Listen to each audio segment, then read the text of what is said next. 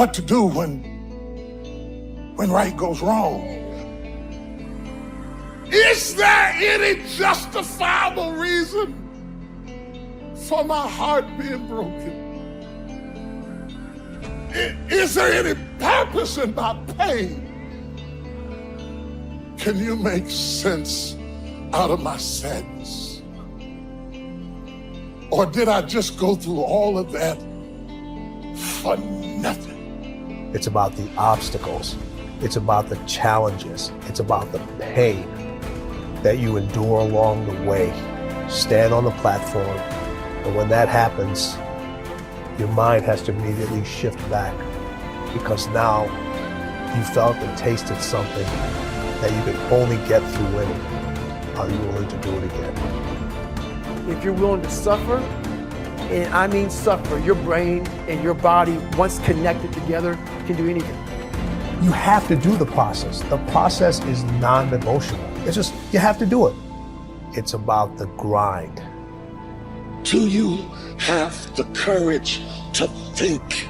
Because if you can think, you can change. You can move, you can evolve, you can grow, you can become. You are one idea away. Your credit is not a problem. Your car is not a problem. Your situation is not a problem. Your thoughts are the problem. As a man thinketh in his heart, so is he. Everything starts in the thoughts you think. You are no better than the thoughts you think. If you think little, you go little. If you think weak, you go weak. What I need you to do is I need you to find a reason to keep going. And if you can find a reason to keep going, I know you're strong enough. Every human has what it takes to get past whatever they're going through if they decide to.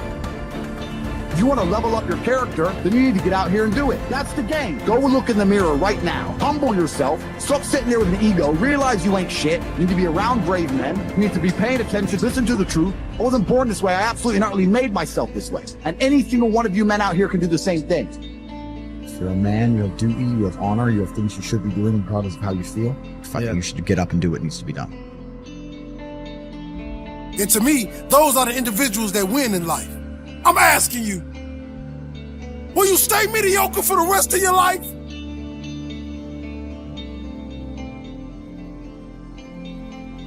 Success happens to you not because you desire it, because you earn it. Everybody desires it.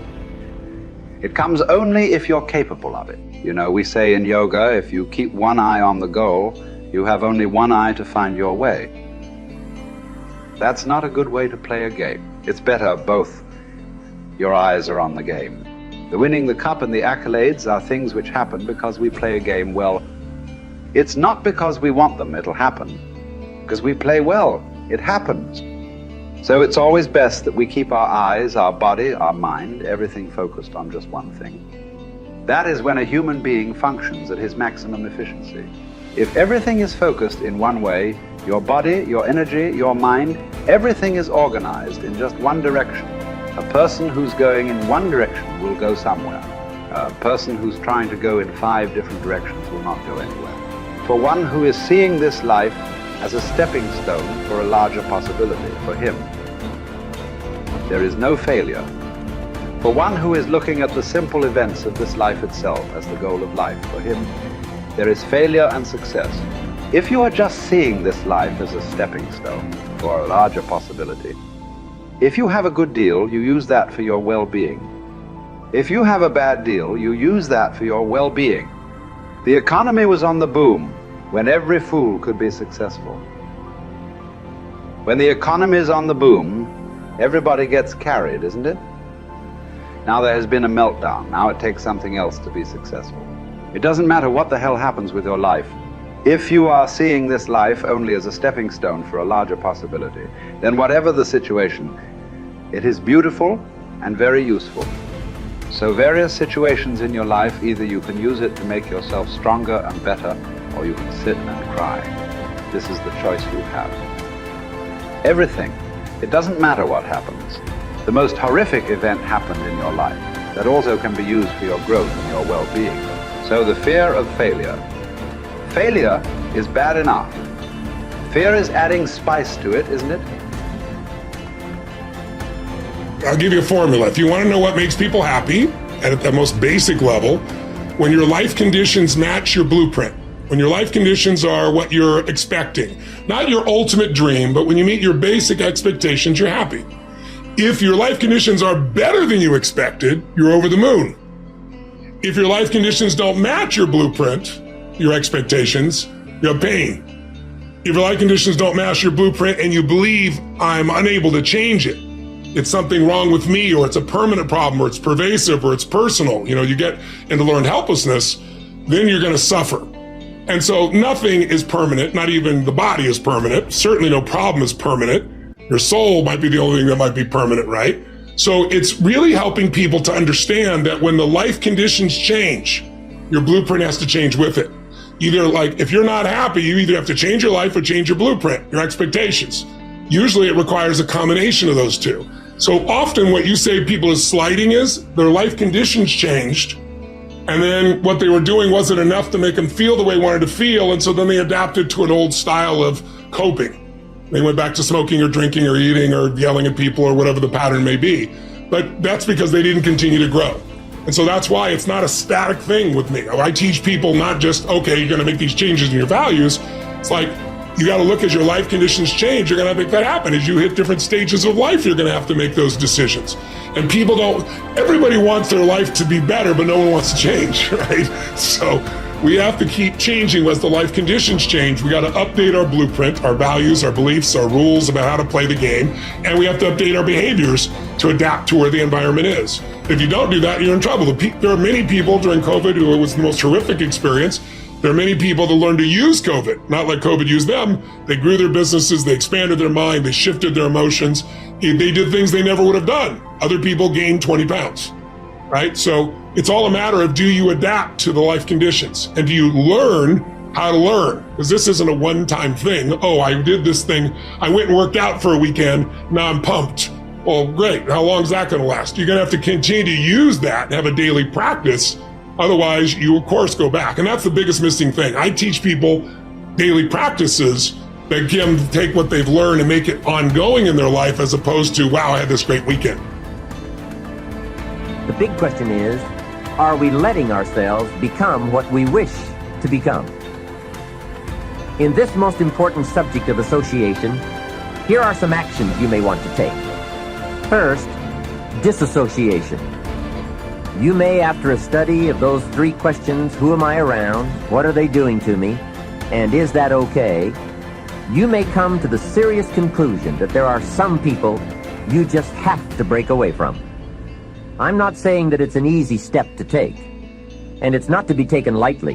However, I am saying it may be an essential task. You may just have to make that hard choice not to let certain negative influences affect you anymore. Remember, it could be a choice that saves the quality of your life. The second action you may want to take is limited association. It could well be that you are spending too much time in a certain area of your life with a certain group of people. It's easy to put time and effort in the wrong place. The guy spends 3 hours at the ball game and 30 minutes listening to the sermon. See, that's called out of balance. 30 minutes for spirituality, 3 hours for entertainment. That doesn't weigh well 5 years from now, 10 years from now, when you take a look at the sum total of your values in your life. Here's one of the easy ways to end up with a mediocre average life: spending major time on minor things. Sophisticated people learn to weigh everything before they spend time or money. You've got to weigh before you pay. Whether you're going to spend heavy time or light time, you've just got to weigh. Otherwise, if you're not careful, you can get trapped into spending heavyweight time with lightweight people. Now, it's okay to have casual friends as long as you give them casual time, not serious time. Spend major time with major influence and minor time with minor influence. It's so easy to do just the opposite, but don't let it be said that you fell into that trap. So maybe all you need to do to change some of the influences in your life is not to eliminate them, but merely limit them. Say, I have a good time with these people, but I'm not going to spend days and days with them anymore. I'm just going to cut that down and save some of that time for more major people and more major enterprises. Remember, it's your life. You can spend your time with whomever you want and whenever you want. But you didn't invest in this program for me to kid you. Take a look at your priorities and your values. We have so little time at our disposal. Wouldn't it make sense to invest it wisely? If you have only $100 in your pocket, it's okay to spend $20 for fun and put $80 toward your important values and commitments. But would you be happy reversing those percentages? Better to put the majority of your money where you know it will get you a positive return, rather than put it where the taste is brief and the results are poor. Of course, you must be the judge. You must determine whether the situation and the people call for disassociation or limited association. But remember, if it isn't taking you where you want to be 5 years from now, 10 years from now, now is the time to fix it.